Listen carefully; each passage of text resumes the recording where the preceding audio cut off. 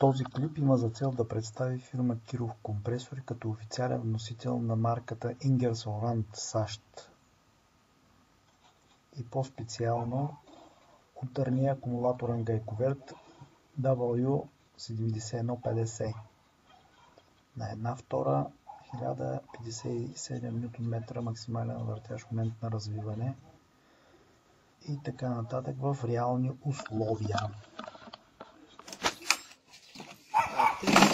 30, а не по-голяма, това е 32 може би. 32. Значи миналия път правихме демонстрация на трактор John Deere, сега на комбайн клас. Изпробвам направя, че малко ръждясане ми изглежда.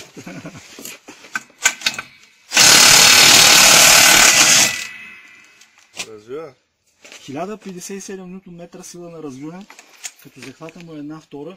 Аз нарочно нося преход и по-големи камъни. Той и нашето е такова, имаме преход и ние си измахме, защото за малки камъни не е проблем. Аз искам да ви покажа. И сега, примерно, ако има белязка до къде беше затегнато, ще го затегна до същото.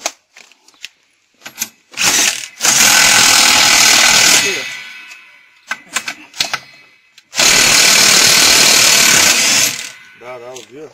Нашия и той е само, че е на въздух.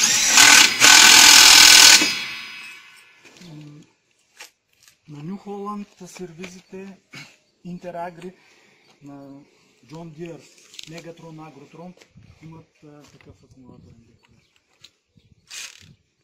С